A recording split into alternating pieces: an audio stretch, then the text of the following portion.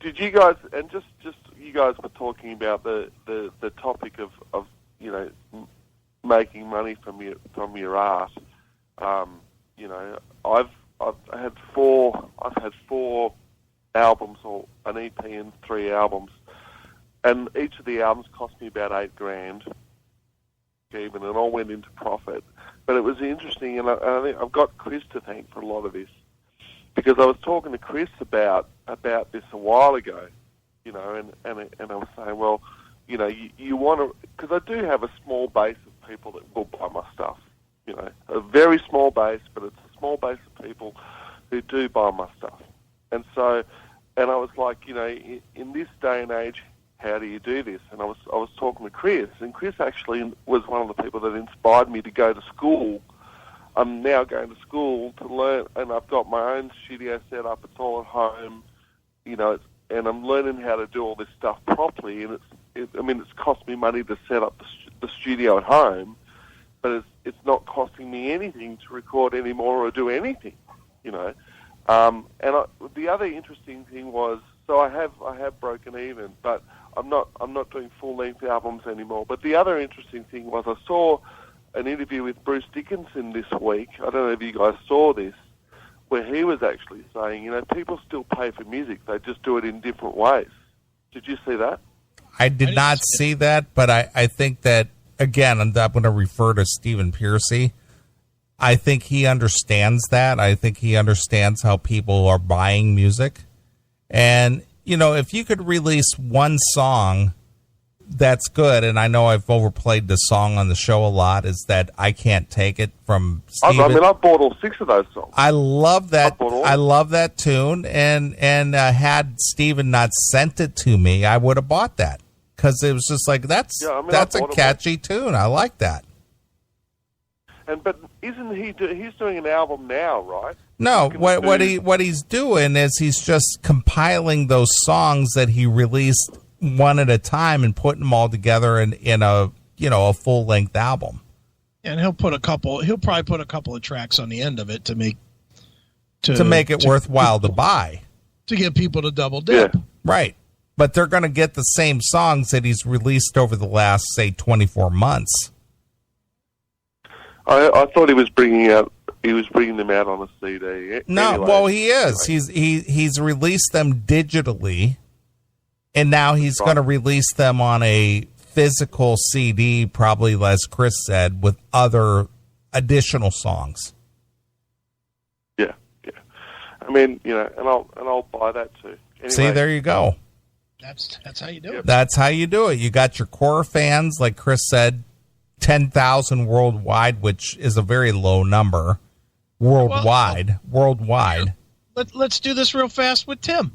Tim, you spent what, $1 a song for Stephen's songs?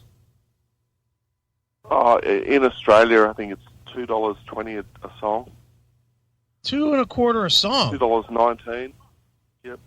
So $2.20 times 6, 2.6, 12. Sometimes we pay $1.69. Wow. So you spend $13 for 6 songs. How much will a full-length disc cost you? $17 or something. So 17. So you're willing to spend $30. But I buy the CD. I buy the CD normally. But you are. I'm just saying what you're gonna do. You already spent 13 on Stephen's songs, and you're gonna spend 17 more when the album comes out. Yeah. So $30. So multiply that by 10,000. That's $300,000. Yep. It's a smart way to do it. Well, anyway. Is it $300,000 or $30,000? Chris. Well, no, thanks to you, Chris, because what you did is you set me off on a course that's basically revolutionised my entire life with what I'm doing now. Get me. So, Record mogul. Chris, record mogul. Look. No, absolutely, and it's just so freeing because you can spend as much time as you need to on stuff, and the clock's not ticking, and anyway, it's just much better. The pressure's off. Anyway, hail and kill. Look, Neely, they do not call me the record mogul of the handicap for nothing. Right. I think that when we discuss these things, and anybody who pays attention Mm-hmm. It's just dollars and cents. That's all it is. Yeah. And people don't realize how much of, especially in today's technology, this is what's allowed people to be able to do these kind of things, is the advancements in technology. You and I do this show. We call it a radio show, but it's an internet-based phone call is what it is. It pretty much is, But we release it as an audio recording. Mm-hmm. I have a studio here. You have a studio there. We have mics. We have internet connection, blah, blah, blah. Right. Mm-hmm. But 15 years ago, this was not possible. No. It wasn't possible. Dude, when we started, it was such a fucking nightmare. We're talking 2005 here. So we're only talking 11 years ago. And it was a fucking nightmare. Yeah. So even 11 years ago, we could have not done this with the quality that we do it today.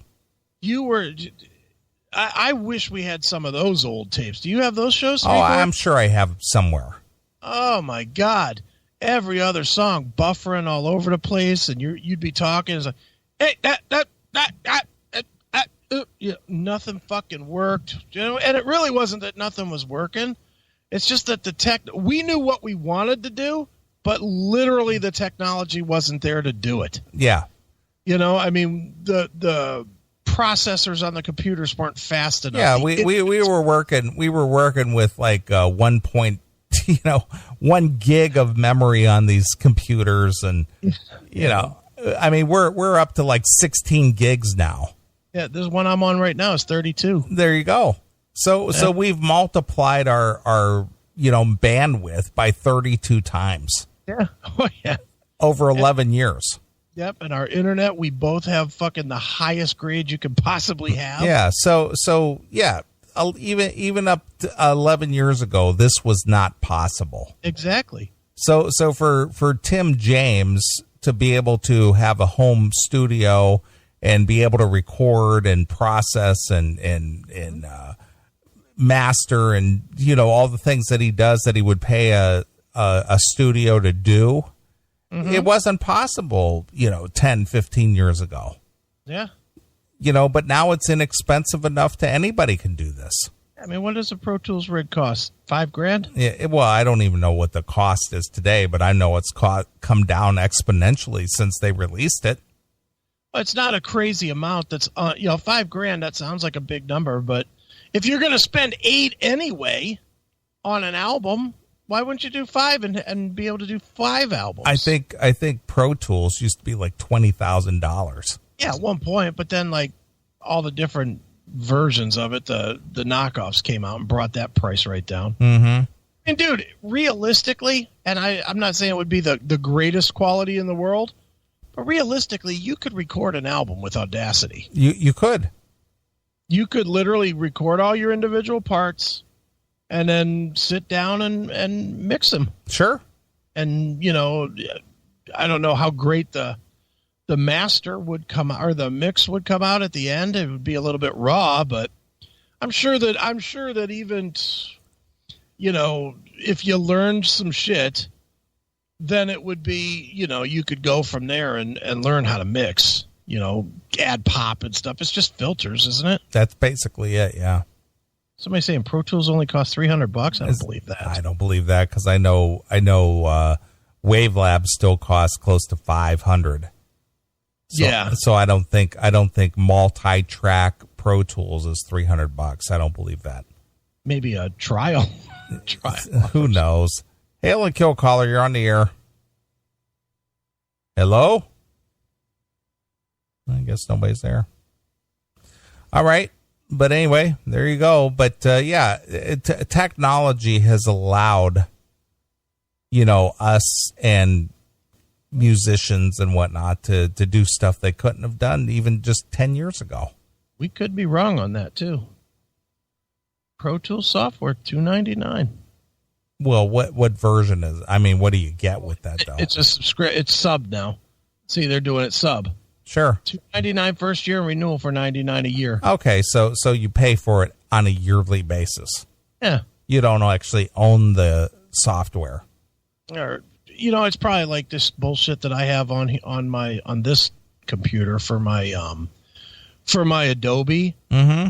I paid $25 a month or whatever the fuck it is for Adobe, 50, whatever it is.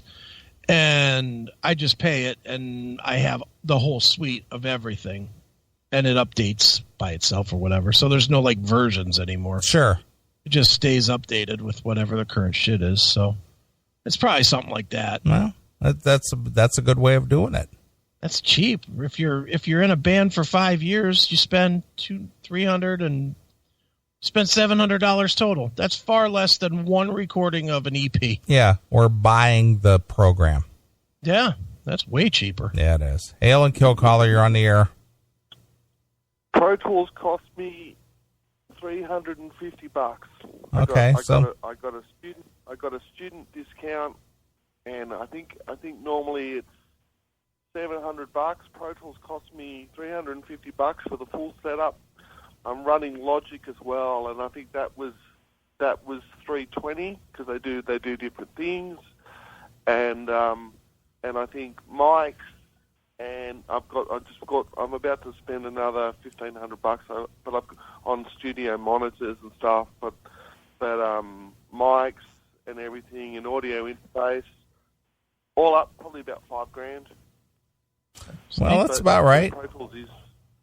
Yeah, it only cost me $350. Is that a year? Is that a subscription-based thing?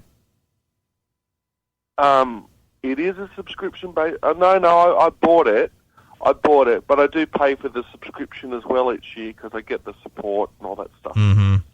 So, but yeah, no, $350, and I've got Pro Tools. I had Pro Tools. Wow, it's come down quite a bit. Yeah. I mean, but as I said, I got a student discount. It's normally about $700, I think.